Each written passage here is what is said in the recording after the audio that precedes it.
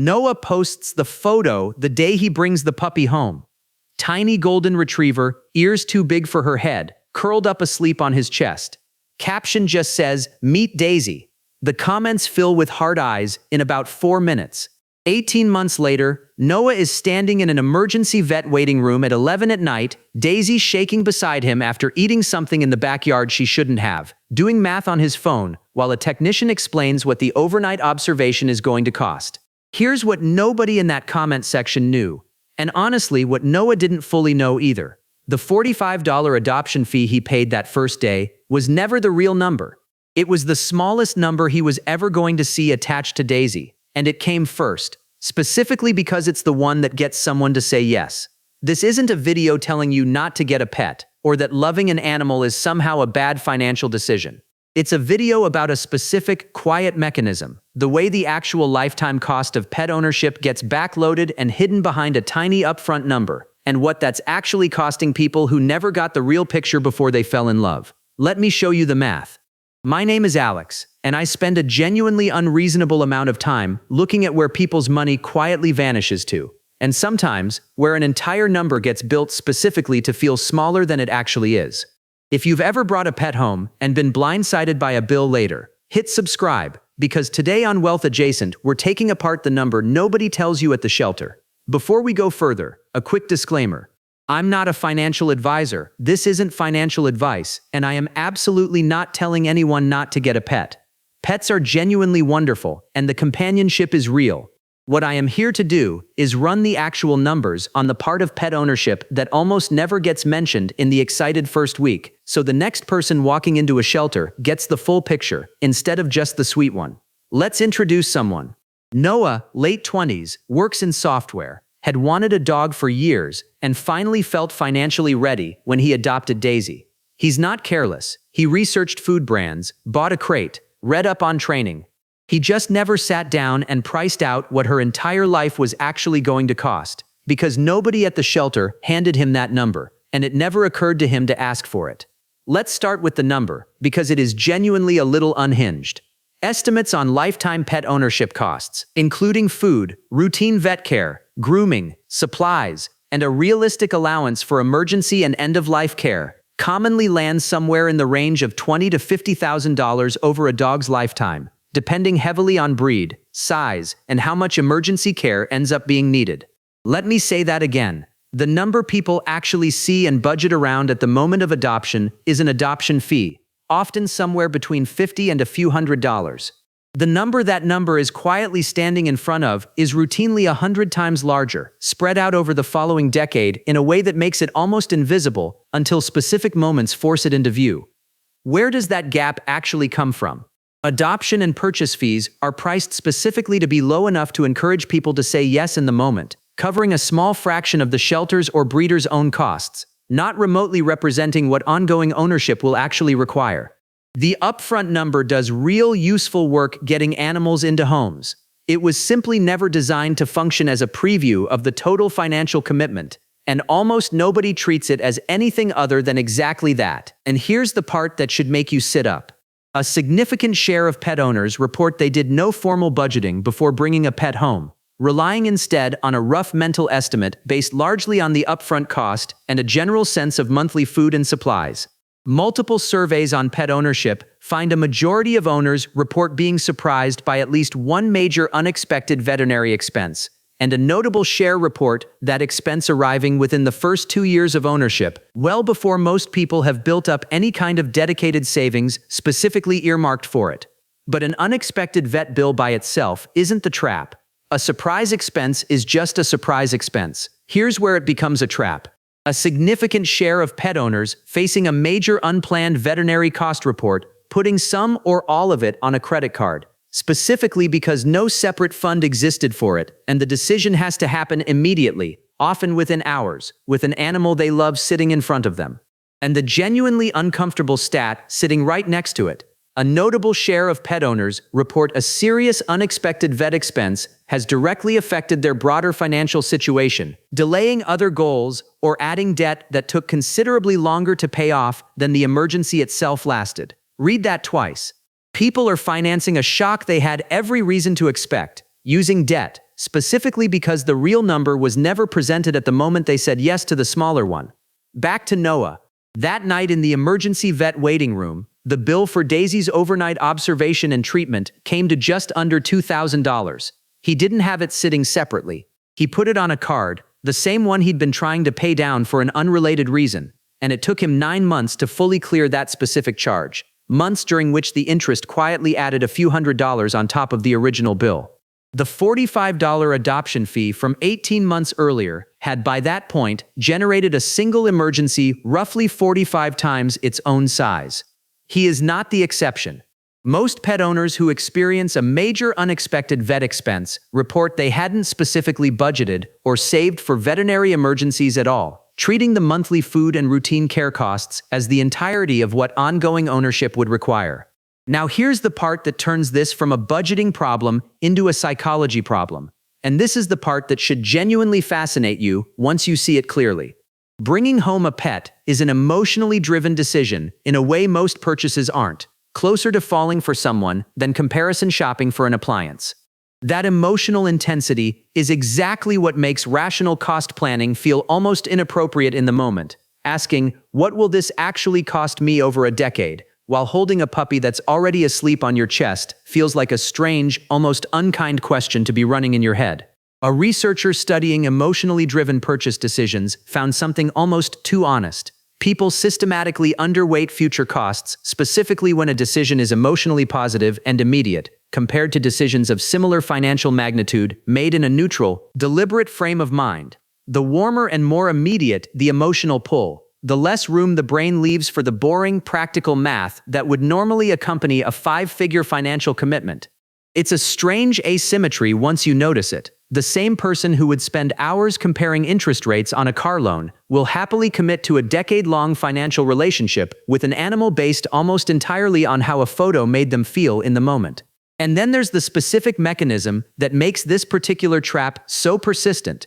Unlike most large expenses, pet ownership costs arrive unevenly and unpredictably, small and manageable most months, then suddenly large and urgent during an emergency, which makes it genuinely hard to build the habit of budgeting for something that doesn't show up as a steady, visible pattern.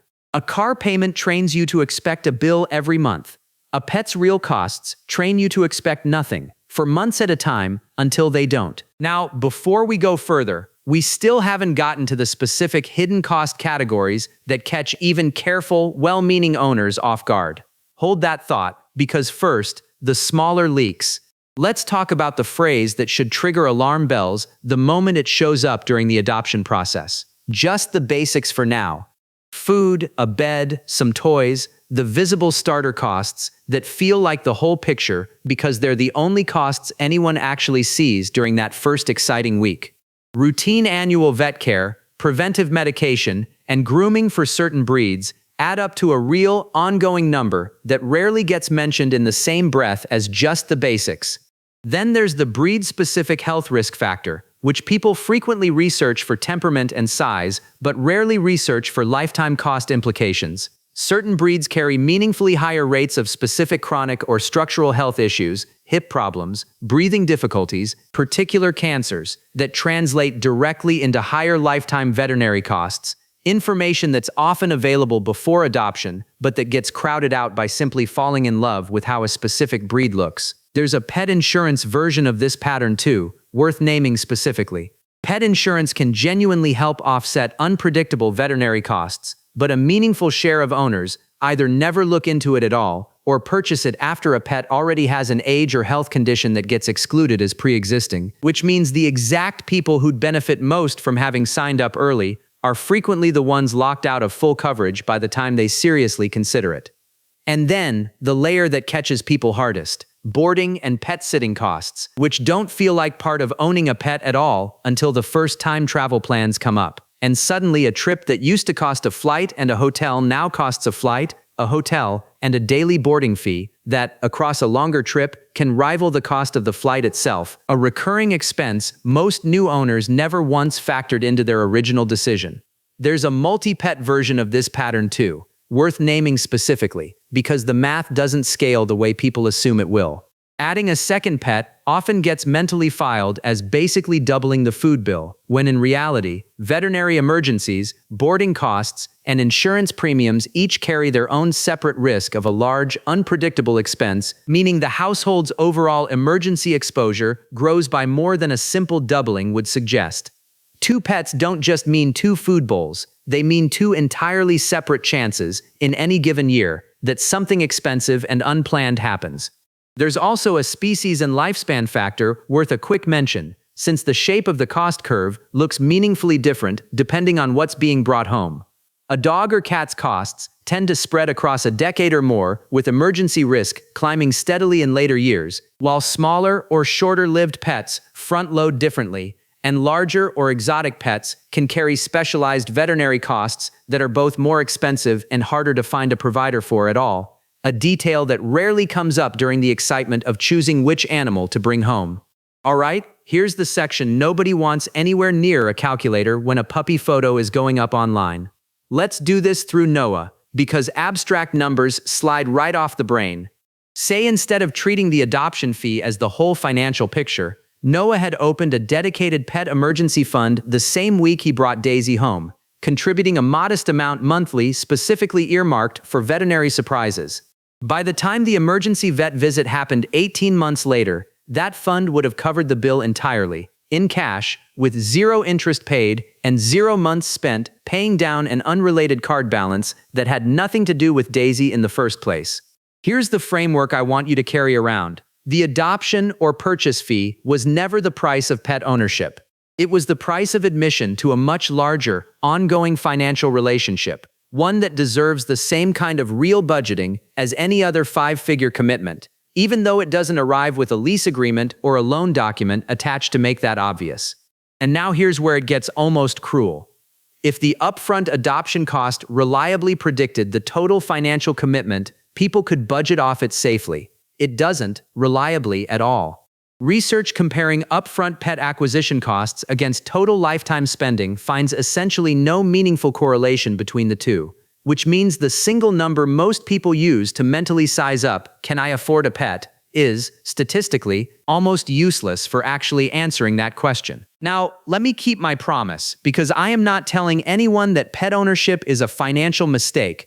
I can already hear the objections, because I get them every time I make a video like this. First, but the companionship and joy are worth real money too. That has to count for something. Completely fair and genuinely true, the value pets provide isn't purely financial, and nothing here is meant to argue otherwise.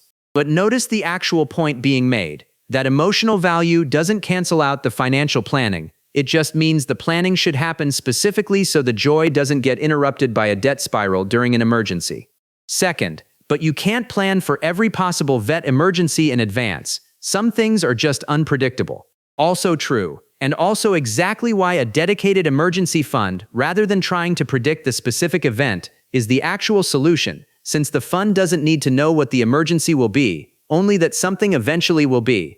The actual answer was never "don't get a pet," or "love and money can't coexist." It's budget for the real number from week 1, so the love part never has to compete with a credit card interest rate. There's a third point worth naming honestly too. A meaningful share of the largest emergency costs are actually connected to preventable or manageable conditions that routine care can catch early, meaning the boring annual checkup people are tempted to skip to save money is frequently the exact thing standing between a manageable bill and a genuine emergency.